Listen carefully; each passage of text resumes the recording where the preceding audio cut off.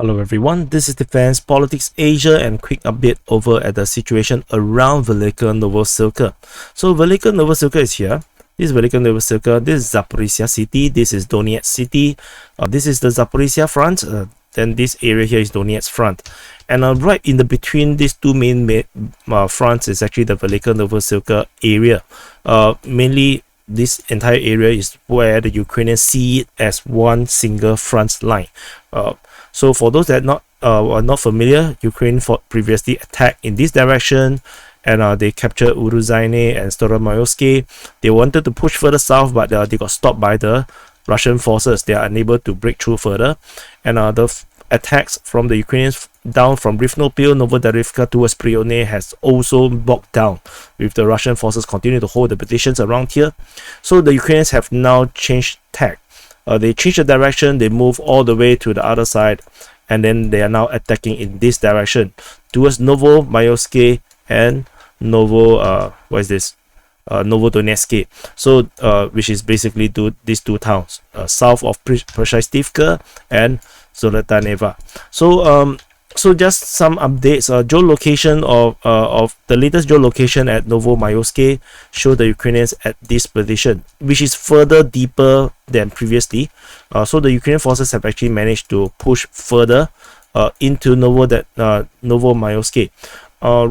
Russian sources claim that these forces are just infantry, and then the Russians shell them to hell, and then they run away, kind of thing. Yeah, take that with a pinch of salt. That is reported by pro-Russian sources, and then there is also this attack also comes at the same time. It's part of the same attack where the Ukrainians attack towards Novodonetsk. And however, the attack over here has totally no news, which means that the situation here is pretty bad. Did not work out. There is geolocation of Ukrainian forces at this position on the western part of Novodonetsk, which shows that the Ukrainian presence around this area that actually facilitates an attack from the western part of Novodonetsk and other forces attacking from the north. This continues to be the case, and interestingly, is the Ukrainian Marines fighting Russian Marines, if I didn't remember wrongly. So that's pretty cool. And then all these Marines are fighting on the land, so they need to improve their language. So they should just call themselves farmings, because it's all farms, not Marines, farmings.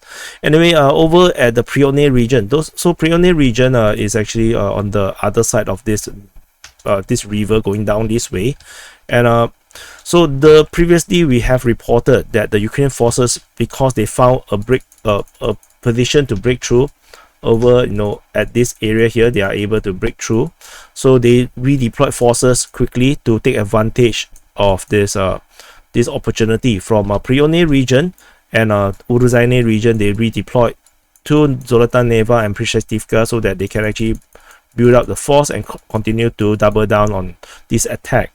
And due to this redeployment, the Russian forces took advantage and actually launched a offensive that took over all the way until here. And so this was what we last reported. In the latest update, the Ukrainian forces actually have counterattacked, and they managed to retake a little bit of the land, not everything, but now the front line looks like this, mainly in this area here that they managed to recapture.